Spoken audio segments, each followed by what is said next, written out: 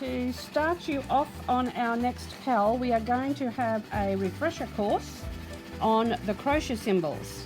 For those who were with us on our last PAL, you will remember we did a short introduction to these symbols and what they mean and how to make them. Well, we're going to do that again this time. So right now we will just refresh everyone's memory, or maybe educate those who don't know. The reason I've written the instructions this time in symbol form is so that we can eliminate any problems that may arise from the written PDFs. You immediately can look at your symbol chart and you will be able to see what you should be doing. The symbol crochets break down the barriers of language around the world, so it doesn't matter whether you speak English or not. If you can read a symbol pattern, you do not need any words. But rest assured, you are going to have a PDF as well, okay? And a word. So we're going to have the crochet symbols as our main source of patterning. This is an introduction. Right, so we'll start with the very first thing that you might see on all patterns is your chain. Where do we start when we crochet? Is with a chain. And it can often be written, oh, that's not going to work. Okay, throw that away. We'll do it on paper. Yep.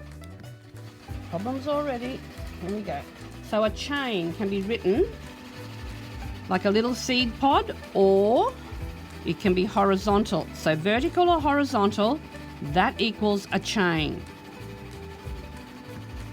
All right, and you look for where that is. If it's a round piece on your pattern, where do you normally start on a round pattern? You need to think about things logically. You start in the middle most times. There are exceptions to every rule. Okay, next stitch. You don't often see this one. It's more like a closed full stop, or it can be a closed chain, a coloured in chain. Now that equals your slip stitch.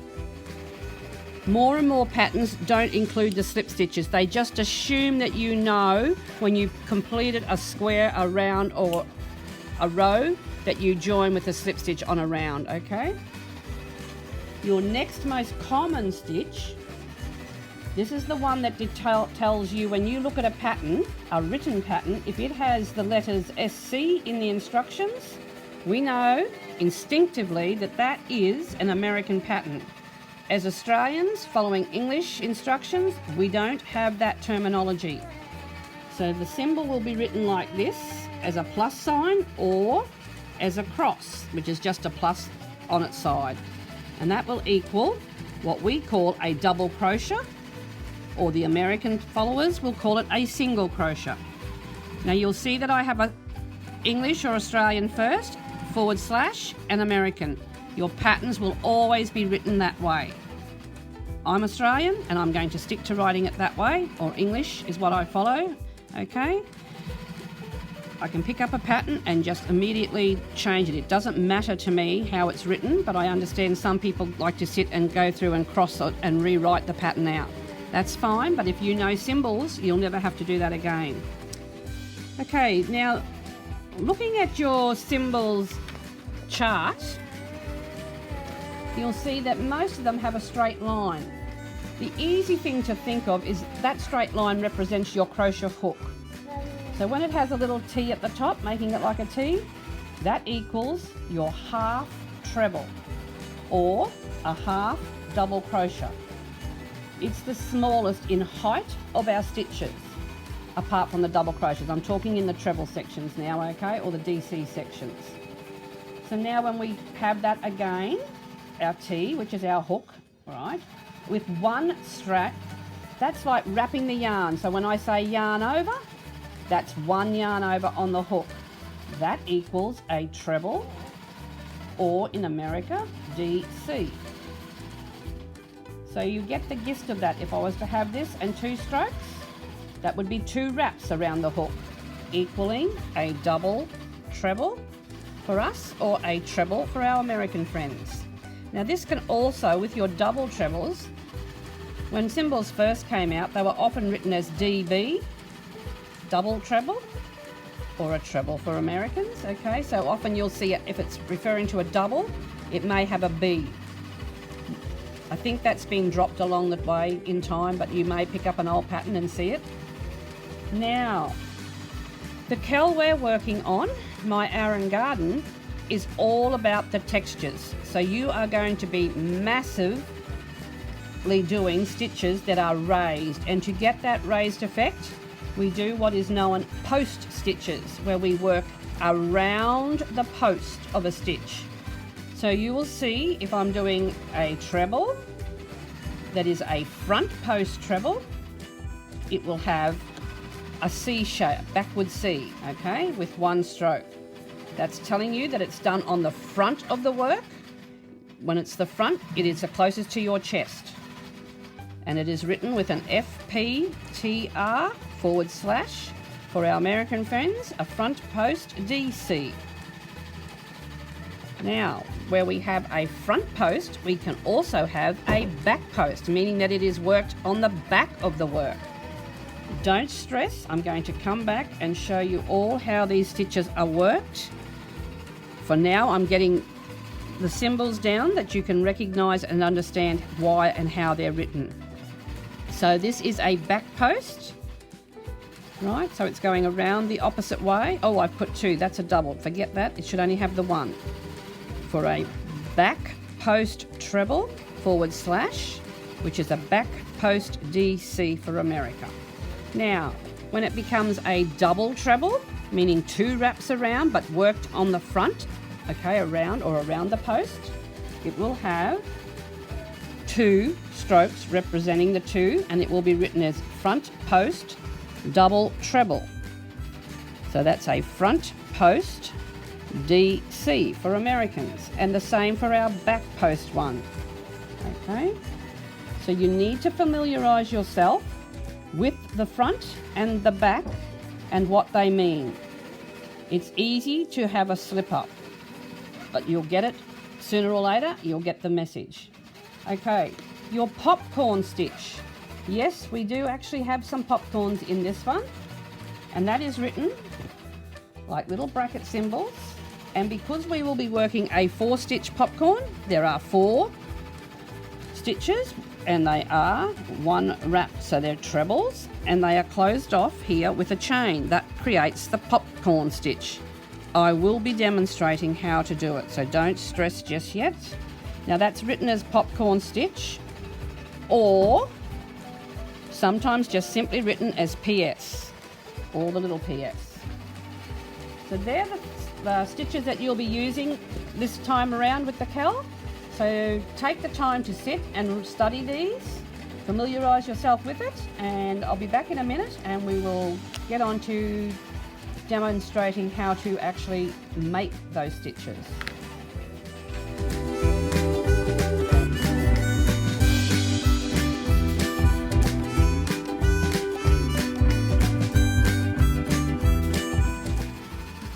Alright, we will begin by chaining a few chains. Now, I am assuming we don't have absolute beginners here, so I'm not going to teach you how to do a chain or how to slip stitch or to do a double crochet or a single crochet or even the half treble.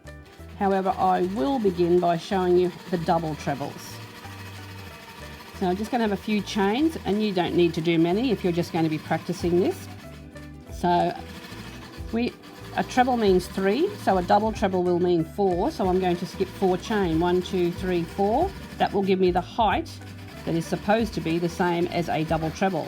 So for the English speaking ones, we will do 1 over for a treble and 2 over for a double treble.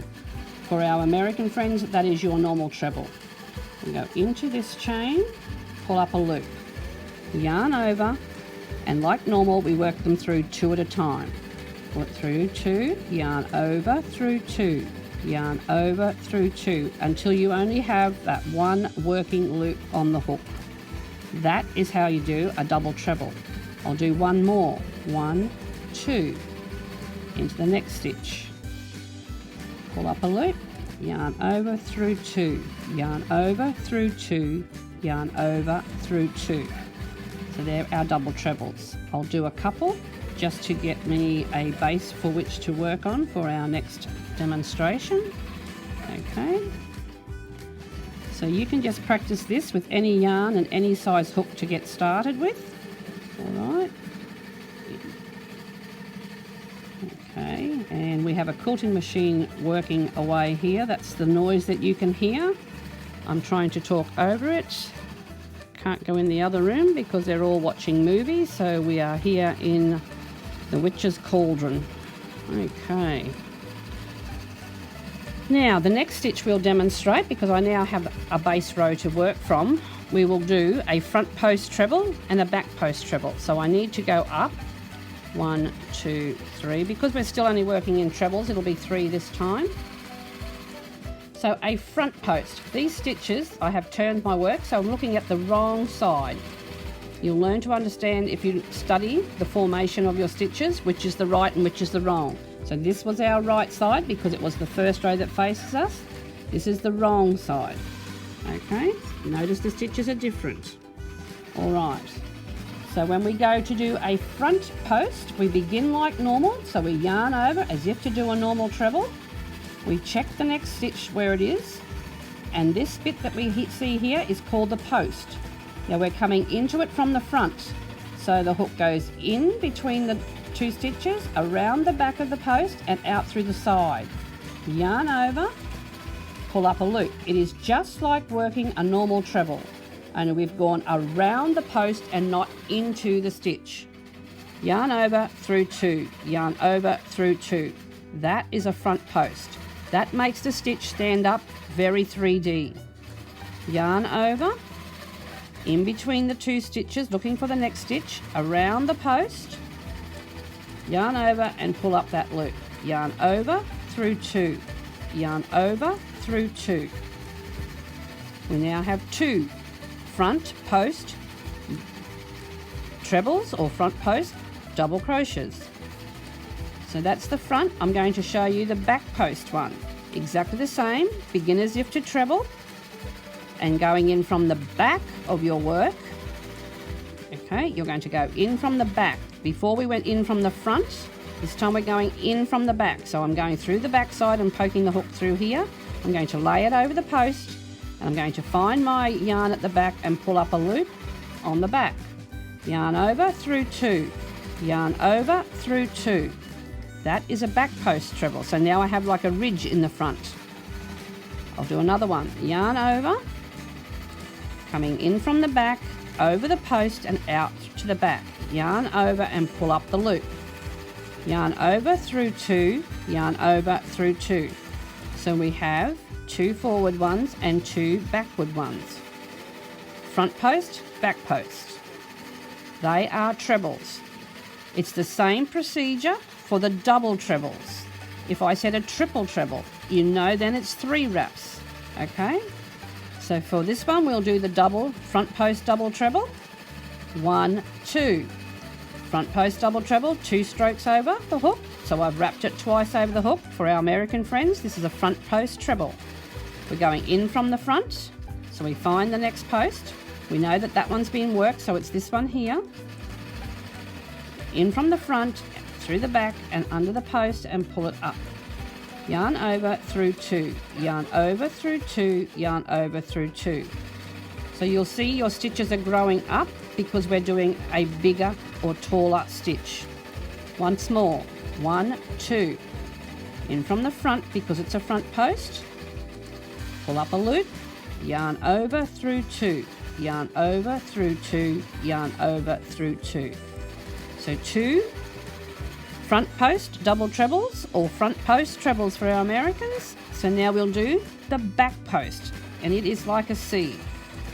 Okay, yarn over twice and we're coming in from the back this time around the post, pull up a loop. Work 2 off at a time until you've only got that one remaining working loop on the hook. Yarn over twice, up through, over the post, pull up a loop, yarn over through 2, yarn over through 2, yarn over through 2. So we have 2 front post trebles, 2 back post trebles, 2 front post double trebles, 2 back post double trebles.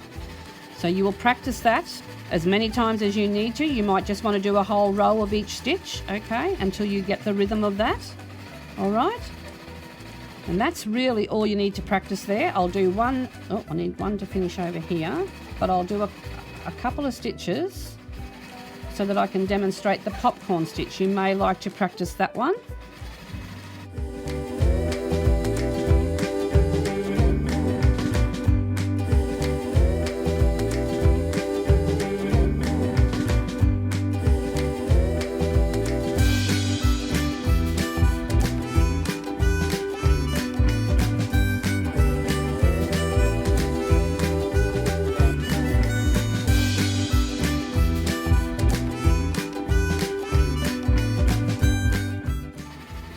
Okay, so I have a row of stitches to work on, so I'll just do a couple to get me into the middle, just so that it stands out.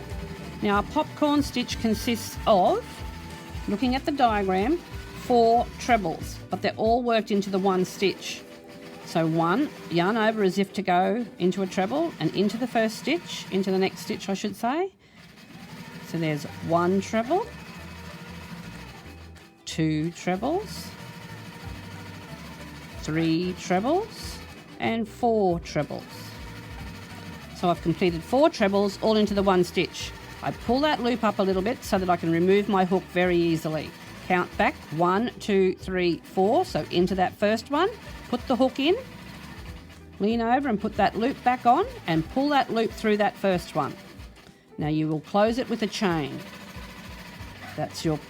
Now to make it very pronounced, if you're having trouble seeing your popcorns and you feel you want bigger, you can do 5 stitches in here. This is totally up to you, but you really only need to do 4. But it's all about the texture, so if you want them to really, really jump off your Afghan, by all means. So 1, I'll put a couple of stitches in between and I'll do 1 more for you to see. Okay, so 4 into the next stitch. 1, 2, 3, 4. That is 4 treble into 1 stitch. Remove the hook, count back. 1, 2, 3, 4 into the top, put the hook, loop back on, tighten up, pull it through and do a chain. So that's your popcorn stitch. So just practice all those stitches and you'll be right and ready to go as soon as we launch the first of our strips that we're going to be doing. Okay. You might want to know a little bit about the rug. The rug is not what you think done in rows, it is done in strips of rows. That way it's not so overwhelming for everybody, so don't panic. They're very workable, manageable little pieces, little areas that you'll be working on at a time. And totally, totally up to you the size that you make your Afghan. You can make it as long as you want, okay? And we'll see you shortly when we begin My Aran Garden.